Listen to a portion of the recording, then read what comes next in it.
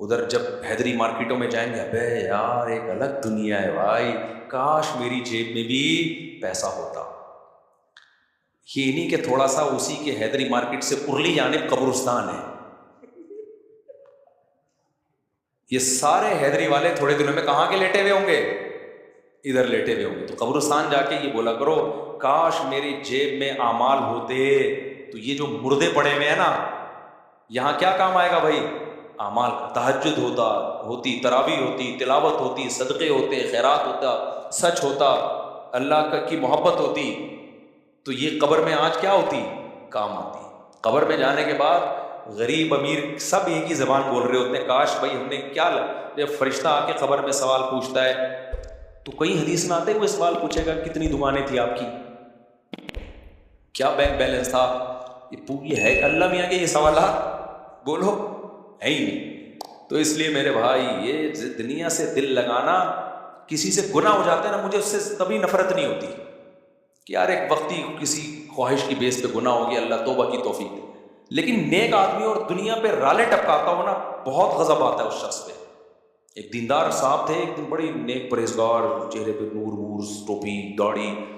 مجھے کہنے لگے حضرت میری فیکٹری کا پتہ نہیں، مجھے ڈر لگا رہتا ہے کچھ ہو نہ جائے. میں نے کہا تم دیندار نہیں ہو. پھر ایک دن میرے پاس آیا، کہہ رہے میرے 3 بچے ہو گئے. پرانا قصہ ہو گیا، اب کسی کو نہیں پتہ چلے گا کس کی بات کر رہا ہوں. 4تھا بچہ ہو رہا ہے، اب مجھے ڈر ہے کہ یار اب پہلے ہی مہنگائی کا دور ہے، پریگننسی ہو گئی ہے بیگم کو، اتنی مہنگائی ہے مفتی صاحب. اب میرے بیان بھی سنتا، پابندی سے سنتا تھا. تو مجھے خیال ہوا خدا کے بندے مرغے پھوڑتا ہے تو صبح و شام یوں کہہ دیتا میری بیوی کی صحت اچھی نہیں ہے یا مجھے بچے پسند ہی نہیں ہیں. ہوتا ہے بعض لوگوں کی فطرت نہیں پسند ہوتے بچے، یوں کہہ دیتا. یہ تو نہ کہتا کہ میں کھلاؤں گا کہاں سے. اتنا مجھے غصہ آیا نا، یہ داڑھی تجھ پہ سوٹ نہیں کرتی. اللہ کو کیا منہ دکھائے گا؟ اتنا چھوٹا دل.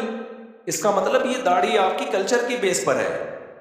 جو اللہ کو مانتا ہے تو کتنی بڑی حقیقت، بچہ پیدا ہوتا ہی اللہ ماں کی چھاتیوں میں دودھ پیدا کر دیتا ہے، وہ غافل ہوگا. مجھے اتنا غصہ آیا، میں نے کہا یار یہ کیسی باتیں کر رہے ہیں. میرے پھر دلائل سے میں جواب نہیں دیتا. میں نے کہا بھائی جاؤ یار، نہیں کرو، گرا دو اس کو، اللہ خود ہی وہ بچہ قیامت کے دن حساب ہوگا. میں نے کہا واقعی تم قحط سے مر جاؤ گے، 4تھا ہو گیا نا تو روٹی کھانے کو نہیں ملے گی. میں نے کہا شادی ہی آپ نے غلط کی تھی اس مہنگائی کے دور میں، تو شادی اور ایک کیوں پیدا کی؟ پھر میں الٹے جوابات دیتا ہوں. پھر لوگ کہتے ہیں یہ تو خود 4-8 بچوں کی ترغیب دیتے ہیں، اب ان کو کیا ہو گیا. تو میں نے کہا آپ کا جو پہلا پیدا ہوا تھا نا وہ غلط ہوا تھا. اتنی مہنگائی میں اس کو پیدا کر کے ظلم کیا تم نے اس کے اوپر.